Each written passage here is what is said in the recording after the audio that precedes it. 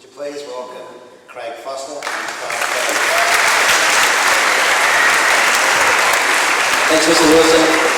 Alright guys, well, it's always lovely to come back. Unfortunately for me, I probably should stop at some time because every time I come back, you look younger and I certainly look a hell of a lot older, right?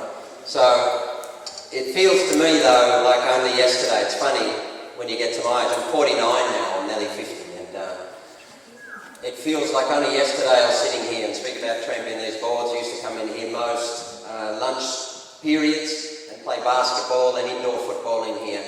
And that was one of the beauties of growing up here and going to Kadina Public and Kadina, because it gave us the opportunity to play a vast range of sports. It also gave us a fantastic education as well. So I know some of you will be budding sports people. The others will be thinking, okay, what have we got this old podger come back and speak to us for? I want to be a dancer, or I want to be a singer, or I want to be on, MasterChef or something, right? Or I want to be the best doctor in the country, or I want to be a research scientist, and I hope that you do. Or I hope that some of you, or one or two of you, are going to solve our environment problems. Hopefully someone will come out of here is going to look at all the various environmental issues that we've got right around the world. But the reason I come back is to tell you that there's absolutely no reason why that can't be one of you. I've been blessed in my life to be able to achieve things in a range of areas, and a large part of that is because I came from here. What the country gives you, I think, and many of the people who came out here, and Mr. Wilson mentioned Adam Gilchrist and his brothers, who of course came here in the sort of mid-high school years. We used to play cricket with them and they used to play football with us. Many of the people come out of here and have gone on to wonderful things in life. Just the Creed family, who lives just next door, there was a very close friend of mine, is one of the corporate leaders in Australia with PricewaterhouseCoopers, for those of you who are aspiring accountants or corporate leaders. Rick Creeder has done fabulously well.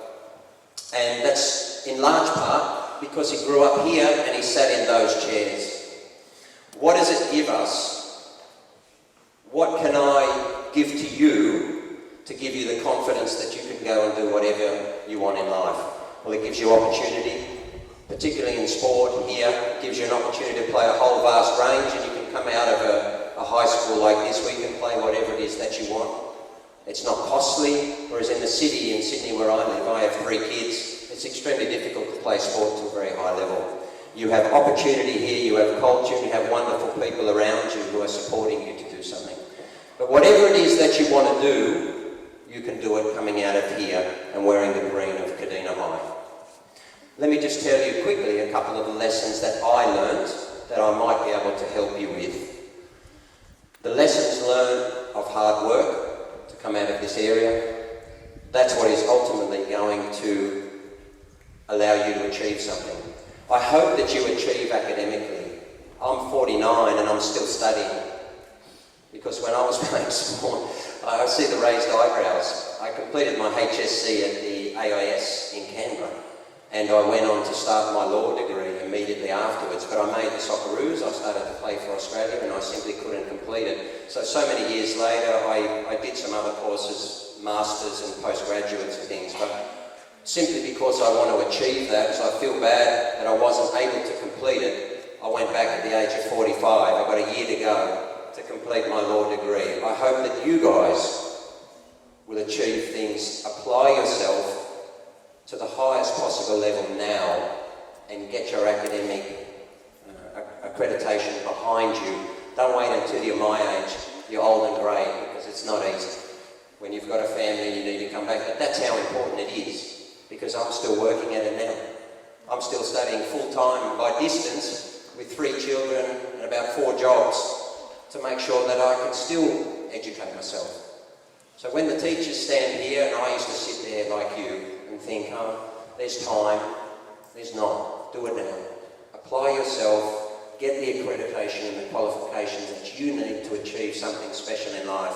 Otherwise you'll end up, like me later, having to come back. More than that though, Mr. Wilson was talking about that World Cup when I was 16, But what's funny about life is this, that the record sounds great.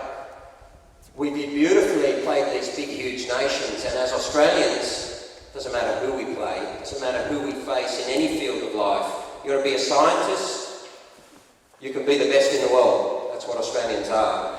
And we took on countries that never thought, these Aussies will smash them. As it happens, we smashed them. But we came to the game, which was a knockout game. It was against Guinea, right? It was a long time ago. And we went to penalties. And we lost on penalties. It's pretty heartbreaking in football, right? But who do you reckon took and missed one of the key penalties for Australia to go out? Hopefully that's not in the record. I took one, and I missed one. Right? I missed it. And there was two of us that missed, but one of them was me. But that's the thing about life. It doesn't always go well. The point is, when you have the opportunity to take a penalty, that you're going to take one. It's not whether you score it or miss it. That's not the point of life. The point is that every time you have the opportunity to take a penalty in life, whatever it is, if you're offered the opportunity to go on a scholarship to the most difficult school in the world, if you want to be a lawyer and you've got an opportunity to go to the bar and to be a barrister, but you're a bit scared, you think, well, that's a very high level, I don't know if I can do it. You don't worry, that's your penalty in life. You need to step up and take it.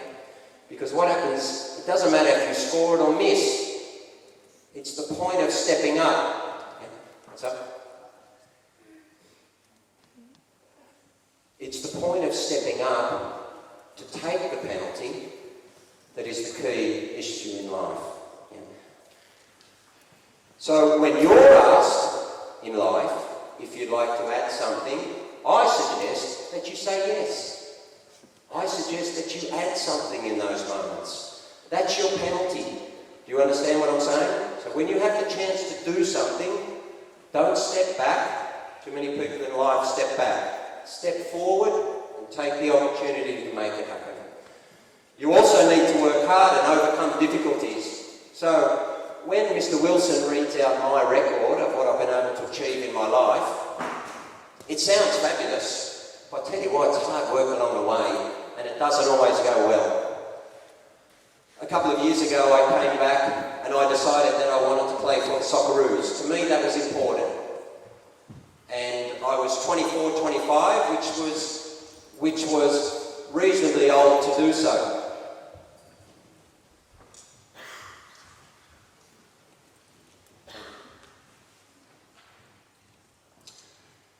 I was 24, 25 and I decided that I wanted to play for Australia. And what happened was I took a big risk, I made a big decision to come back to Australia to play for a team to make the Socceroos. That was the dream. All of you have a dream. Yeah. But a lot of people will tell you that it won't happen. It doesn't matter what it is. Because a lot of people feel comfortable if they can keep you where you are. You need to decide if you want to achieve it or not. So I decided I was going to come back. So who was I going to go play for? Well, if you're going to get stepped forward instead of stepping back, go to the best team. Go to the champions. Because if you make it with the champions, you automatically are one. Don't go to the lowest, go to the highest. Do it the hard way. Go to the best school. Get the best marks. I went to the champions here and I decided that I'd try and make the Socceroos. Within a couple of months I came into a game and I broke my foot. And this wonderful dream wasn't looking so good anymore. So I went away and trained, got the foot ready, came back again, trained extremely hard, decided that I'd give it another go. I came in the first game, I broke the foot again. Same bone.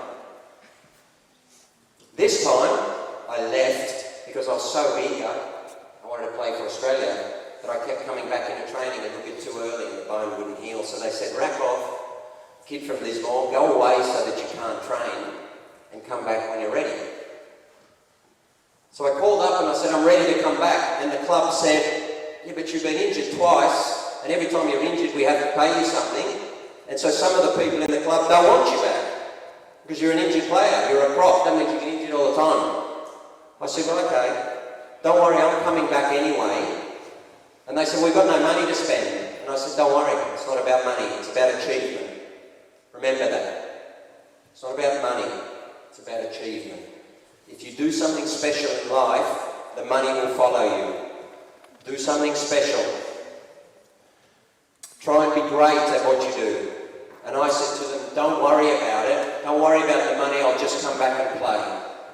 But then I knew that I had one last chance. So what I did is I came back here to Lismore, I was 24, 25, which is not young. And I spent 3 months training here, hard enough, or harder, I thought, than any player in the country. Now what's important is this, that I didn't have my view just at playing for Adelaide City and playing for Australia. I was training in my mind to go play in England in the EPL. So whatever it is that you want to achieve, you need to get your vision up there. You go for the great, don't just go for the good. Does it make sense?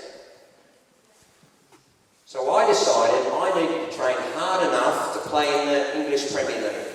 And along the way, I was going to go there, make the Socceroos, and try and play in some World Cup games. That's where I put my vision.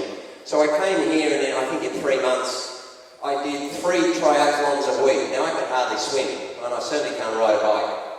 But I did 30 kilometres on a bike, and I did a 10-kilometre run, and I did a 1,000 metres a kilometre swimming every second day, which is crazy for a footballer. It's way off the scale. But what I was saying was, by the time I make the Socceroos, I'll be ready to go and play one of the top level professional leagues in the world. Guys, it's not about me, it's about the lesson. Okay. Adam was the same, Gilly was the same, the level that he trained to become the best wicket-keeper batsman in the world. Can you imagine how many times he stepped forward to take risks? Yeah? How many times he stepped forward when Australia needed a great innings? Never stepped backwards. How hard he trained. When it used to rain here and the sleet was coming down, and at the Hornets, the Hornets, they call training off regularly during winter, right? Because the ground was muddy up at Western Park. They're the nights I used to love, because I knew if I went running in the rain, and I would run up Cynthia Wilson Drive, I'd find the most vertical, most difficult run I could find, because no one else would run it. I knew those nights, no one else was training. Yeah? That's how you get to be the best you can possibly be. You have to go beyond what anyone else is prepared to do. Does that make sense? It doesn't matter if you want to be a scientist or you want to be an artist. It's the same deal. That's the lesson. After I did that 3 months of extremely hard work, because of that moment, because of those 3 months, I went and played for Adelaide City, and within a couple of months I was in the Socceroos, and within 1 year I was in England. And a club bought me for about $800,000. The year before, I think I earned $4,000. The year before. I was under the red line. And I was living in a club house that they had to put me in because I couldn't pay rent. Because that's what I wanted to achieve. A year later, not even a year, I was in England earning millions of dollars. From $4,000 to millions of dollars. But it's the work that you put in to be able to achieve those things that's important. Okay. So, to end, the purpose of coming back today is not to tell you that I'm anyone special. I certainly am. There's many people who have achieved many greater things than me. I never played in a World Cup. There's thousands of players who have better careers than me. That's not the point.